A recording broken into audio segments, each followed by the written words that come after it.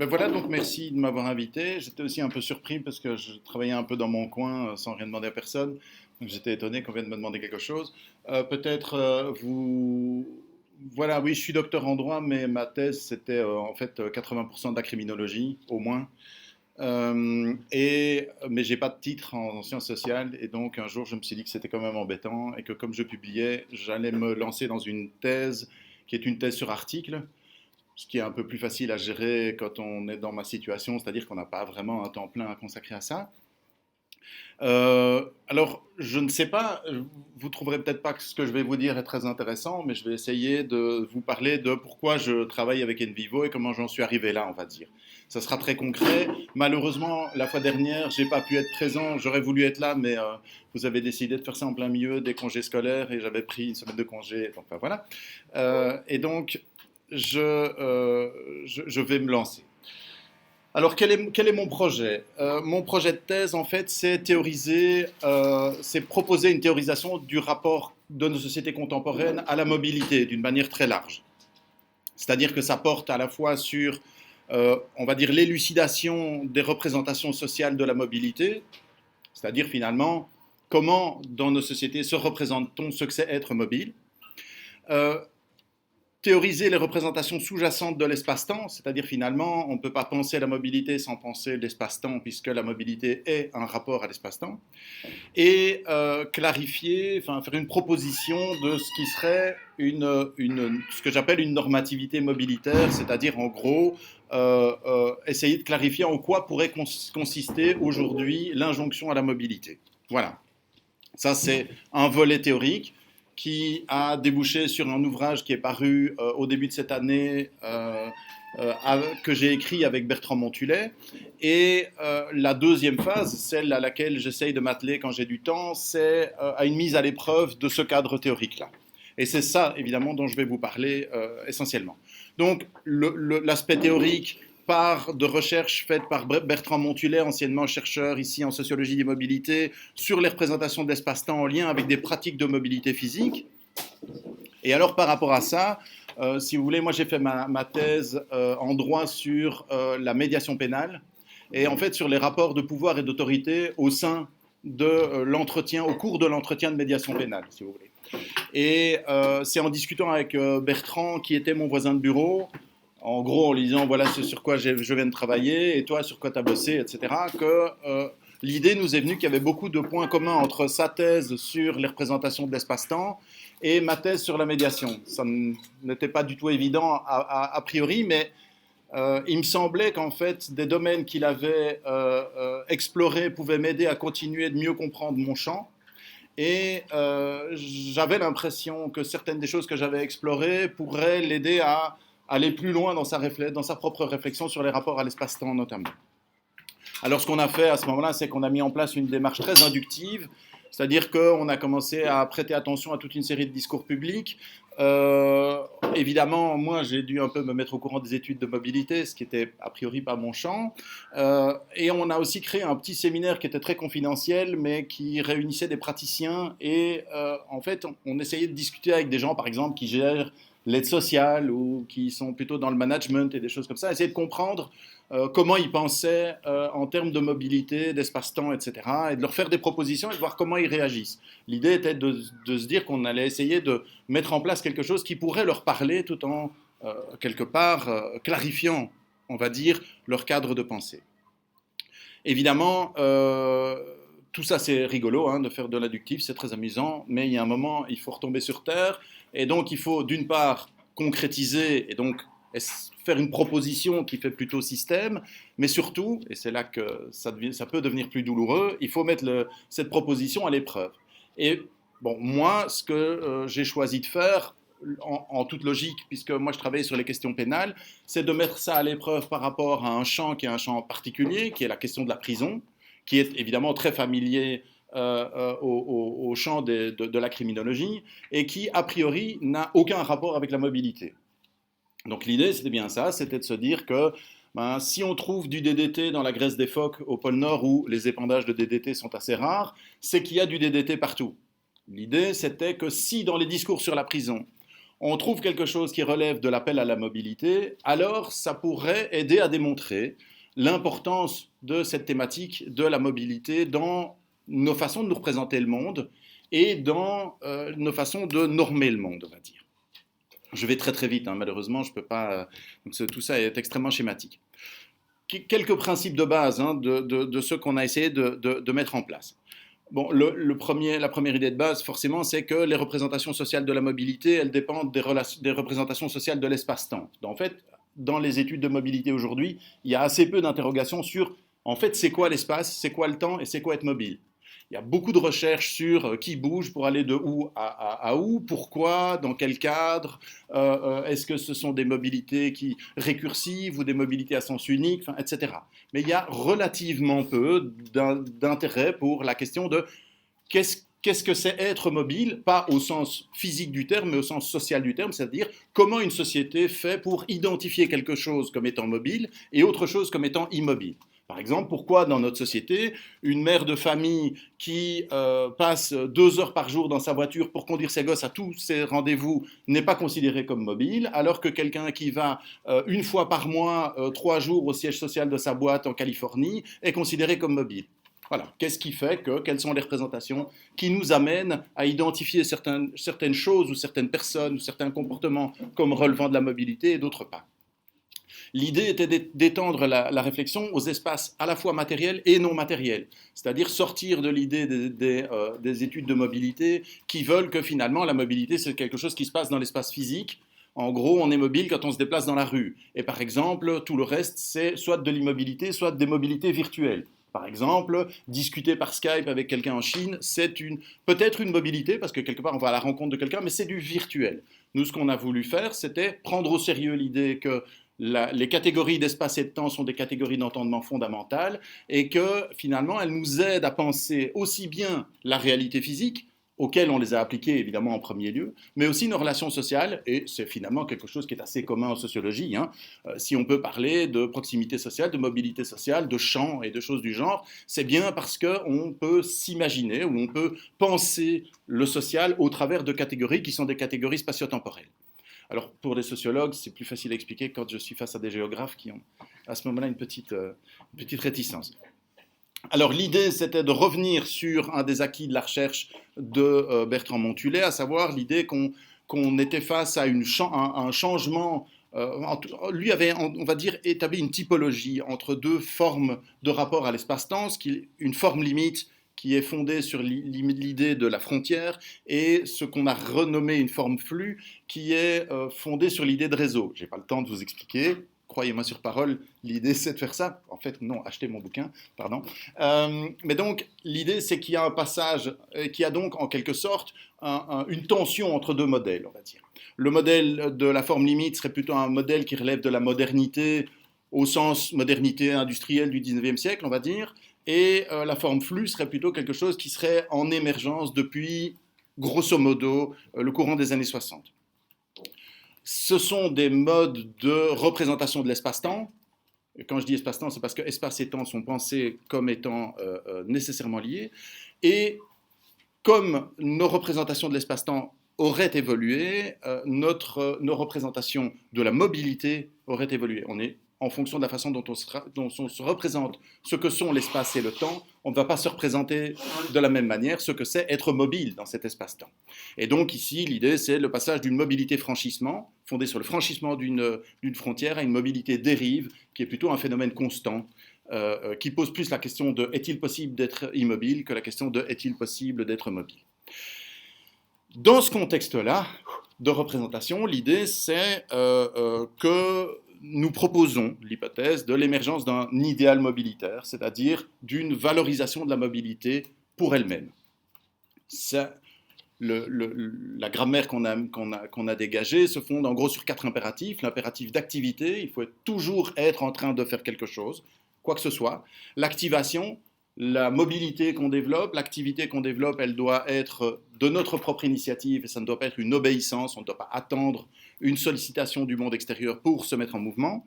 La participation, donc toute activité est une activité avant tout de mise en relation avec d'autres et d'autres entités, et l'adaptation, puisqu'on est en permanence en train d'enchaîner et de cumuler des projets participatif, il faut évidemment s'adapter en permanence à la nouvelle donne, au nouveau cadre, à de nouvelles exigences, etc.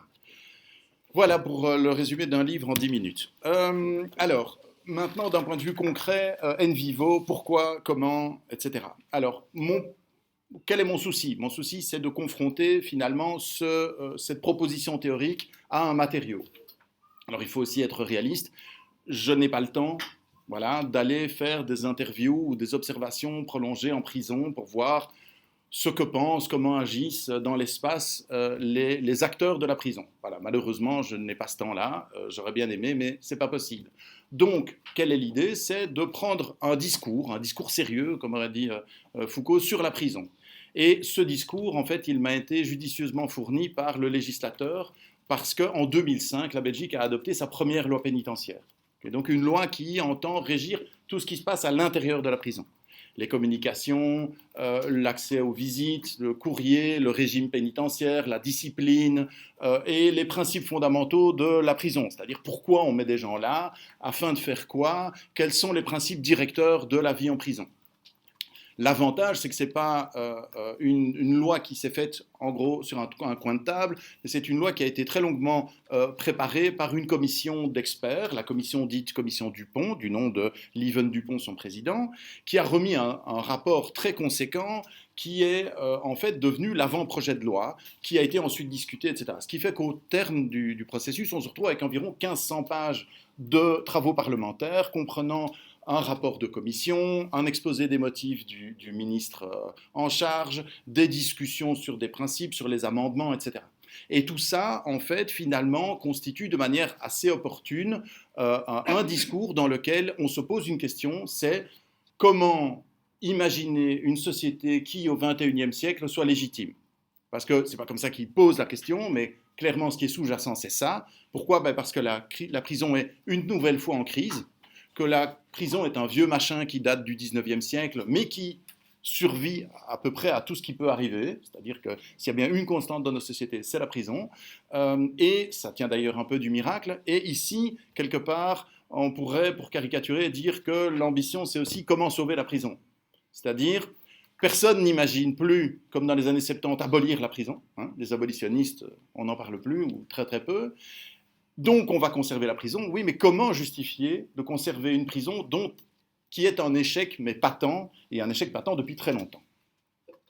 Donc ce discours-là, finalement, il nous dit quelque part le devoir-être de la prison, et la question c'est, est-ce que au travers de ces travaux-là, je vais pouvoir trouver des éléments qui s'appuient sur quelque chose qui pourrait relever de l'idéal mobilitaire? Est-ce que quand on parle de la prison, on en parle? Comment est-ce que, par exemple, on décrit dans ces travaux l'espace de la prison? Comment est-ce qu'on décrit le temps carcéral, etc. C'est ça ma question. Donc l'analyse, finalement, elle vise à mettre à l'épreuve, c'est-à-dire, bon, évidemment, à confirmer un potentiel explicatif. Si la théorie permet si pas de voir clair, au moins de voir de nouvelles choses dans ce discours-là, de comprendre autrement ce discours sur la prison, eh bien, moi je considérais que j'ai quand même pas trop perdu mon temps. L'idée, c'est quand même de voir dans quelle mesure il y a une présence de l'idéal mobilitaire, mais aussi une résistance de l'idéal de l'ancrage. Je n'ai pas pu vous en parler, mais en gros, c'est l'idéal qui relève de la forme limite et qui est en tension avec l'idéal mobilitaire. C'est-à-dire, finalement, comment ça se met ensemble, ça? Bon, ce n'est pas nouveau. La prison a toujours été le siège de discours et d'ambitions parfaitement contradictoires. C'est quelque chose d'absolument normal. Je veux dire, au sens où c'est quelque chose qui se répète dans l'histoire. On demande à la prison à la fois d'isoler les gens et de les réinsérer, de les rendre meilleurs tout en leur faisant mal, etc. Donc, le contradictoire est quelque chose qui fait partie de la légitimation de la prison. Mais donc, ici, la question c'est, est-ce que finalement cette tension entre idéal mobilitaire et idéal de l'ancrage, est-ce qu'elle l'aide à expliquer ce qui est en train de se passer et la forme qu'est en train de prendre le discours sur la prison? Et évidemment, le but là-dedans, c'est aussi voir quelles sont les limites du modèle théorique, c'est-à-dire à quel moment ça n'explique plus. Parce que, évidemment, le but, c'est pas de dire « Oh, regardez, c'est miraculeux, il y en a partout et il n'y a que ça ». L'idée, c'est aussi de comprendre mieux à quoi le modèle théorique est bon et à quoi, forcément, il n'est pas bon. Alors, comment j'ai abordé ce machin-là? Au départ, en fait, de manière très classique, c'est-à-dire que pendant la phase inductive, j'ai déjà commencé à lire le machin parce que je me disais, tiens, ça serait peut-être intéressant de se pencher là-dessus. Et donc, c'était très ouvert, c'était une lecture très ouverte avec, comme toujours, hein, du surlignage, des prises de notes et des choses comme ça. Et puis, à titre exploratoire, dans certains textes ici, j'ai déjà mobilisé des parties que j'avais préanalysées pour essayer de voir comment je pouvais me coltiner avec mon matériau, avec ça. Et donc, en gros, c'est un peu ça, quoi. Ça, c'est des travaux parlementaires. Je ne surligne qu'à droite parce qu'à gauche, c'est le néerlandais. Donc une lecture approfondie et puis une prise de notes en fait assez libre et qui n'est pas structurée par rapport à la théorie. Parce que comme j'ai commencé assez tôt, en gros, j'essaye de débroussailler mon matériau plutôt en me disant tiens, qu'est-ce que je trouve là-dedans, c'est-à-dire de manière extrêmement large. Ça n'est que quand comment dire, le cadre théorique a commencé à se décanter que je me suis dit que c'était pas pratique cette prise de notes, que ça suffisait pas en tout cas, parce que j'y retrouvais pas les catégories dont j'avais besoin. En même temps, c'était peut-être ça qui était bien au départ, c'était pas de partir de catégories en disant je vais lire ça uniquement avec mes catégories, comme ça je suis sûr de ne rien trouver d'autre. Parce que ça, évidemment, ça m'aide. Enfin, là, ça n'a l'air de rien. Comme j'écris très mal, de toute façon, je peux écrire ce que je veux. Si ça se trouve, c'est des recettes de cuisine. Hein, vous n'en savez rien. Mais donc, si ça se trouve, là-dedans aussi, il y a toute une série d'éléments qui ne seront pas explicables et qui vont me permettre d'affiner à quoi le modèle est-il bon. Alors, à la fin, mon problème, c'est que j'ai 1500 pages. Donc ça, c'est clairement un problème. Si j'avais eu des travaux parlementaires de 80 pages ou de 150 pages, ce qui est quand même beaucoup plus courant, ben, je ne me serais peut-être pas intéressé à InVivo. Mon problème, c'est d'arriver à faire une sorte de bilan et de systématiser sur l'ensemble du matériau, parce qu'il faut arriver aussi au bout de ce matériau. Et je me suis rendu compte aussi que dans ma préanalyse, finalement, le plus simple, c'était toujours revenir aux mêmes exemples. Ça, je l'ai déjà noté, ça c'était une belle phrase, elle va bien, et elle est plus facile à retrouver parce que j'ai déjà retrouvé 4 fois que peut-être une autre qui était tout au fond.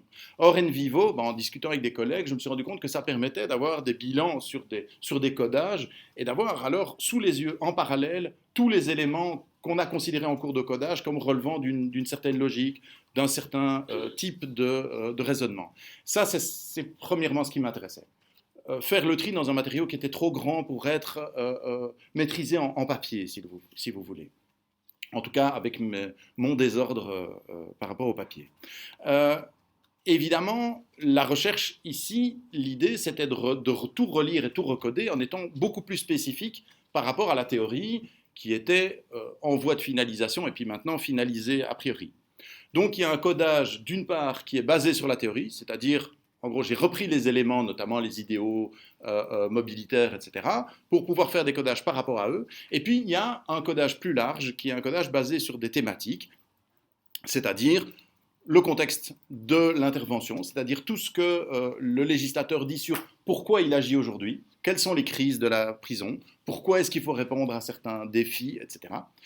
Des domaines, c'est les domaines de la vie en prison. Finalement, si je veux retrouver quelque chose par rapport au courrier, si je veux retrouver quelque chose par rapport aux visites, si je veux retrouver quelque chose par rapport, par exemple, aux soins médicaux, j'ai codé pour aussi me permettre de dire à un moment donné, tiens, prenons l'exemple des soins médicaux pour voir ce que ça dirait par rapport à l'exemple des visites. Est-ce qu'il y a une différence entre ces deux domaines, par exemple Et alors, un dernier type de codage basé sur le projet carcéral, c'est-à-dire toutes les considérations sur ce qu'il faudrait c'est. Ce qu'il faudrait, c'est une prison qui enfin soit normale, ce qu'il faudrait, c'est une prison qui enfin réintègre les gens, etc. etc.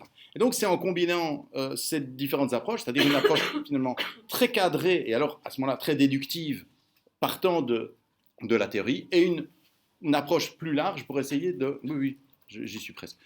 Pour essayer de me donner une vue à plus grand angle. Et donc, en gros, mais ça, si vous voulez, tantôt, quand on discutera, je peux ouvrir mon InVivo et vous montrer ce que j'ai déjà fait. Le travail n'est pas terminé, mais en gros, si vous voulez, ça, c'est mon codage. Là, à droite, vous avez les occurrences pour projet carcéral réinsertion, et donc vous avez une partie des occurrences.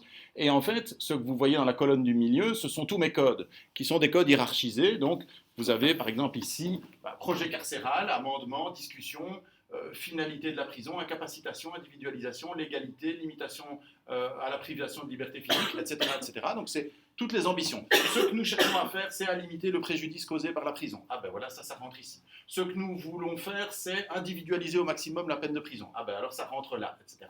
Ici, vous avez les idéaux avec l'idéal de l'ancrage et ces 4 impératifs. l'idéal mobilitaire et ses 4 impératifs. Là au-dessus, vous avez les rapports à l'espace. Mobilité, trajectoire, itinéraire, ouverture, porosité, décloisonnement, etc., qui sont toutes des catégories ou des modes d'appréhension de ce que peut être l'espace carcéral et qui transparaissent au travers des débats. Donc voilà, c'est ça que je fais pour l'instant. Alors, quelles sont les étapes suivantes? Et j'en aurai fini. D'abord, il faudrait peut-être finir l'encodage. Le problème, c'est que l'encodage, c'est très très emmerdant à faire et que ça prend beaucoup de temps et qu'il faut être extrêmement concentré parce que sinon, si on lit en diagonale, on n'est pas précis et ça ne va pas. Donc ça, c'est vraiment un défi en soi. Je voudrais encore aussi faire une autre chose et ça, il faut que je comprenne mieux comment NVivo fonctionne pour encoder l'identité des intervenants, pour par exemple pouvoir faire des distinctions entre, par exemple, des couleurs politiques. J'ai remarqué que seule l'extrême droite utilisait encore le registre de la prison, c'est pour faire mal. Ça, en soi, c'est déjà intéressant. Donc, ça voudrait dire que potentiellement, il est possible qu'en fonction des couleurs politiques, il y ait des différences dans l'importance donnée à certaines thématiques, à vérifier. Donc, ça, justement, je le saurai quand j'aurai un peu travaillé là-dessus. Tout le monde me dit, attention, NVivo, il faut s'arrêter un jour, parce que le risque, c'est de coder à l'infini, de recoder, de relire en surcodant, etc., et de se noyer dans ce qui était censé être une bouée de sauvetage dans un document dans lequel on risquait de se noyer. Il faut faire attention. Certains m'ont dit, oui, moi j'ai après tout imprimé en fonction de trucs, donc je ne sais pas encore. Je vais voir. A priori, je travaille peu sur papier, mais pourquoi pas. Visiblement, il y a aussi des possibilités de rapport automatique, d'émergence au départ du programme de lien entre les éléments, mais je ne maîtrise pas assez bien. Donc, un des objectifs, c'est aussi, moi, de me former davantage à NVivo, parce que pour l'instant, j'ai un peu fait ça avec quelques conseils de collègues et un peu sur le tas, mais idéalement, il faudrait que je fasse un truc beaucoup plus systématique pour pouvoir dire, ça c'est trop compliqué, je ne fais pas, ah, ça c'est intéressant pour moi, etc. Voilà. Merci.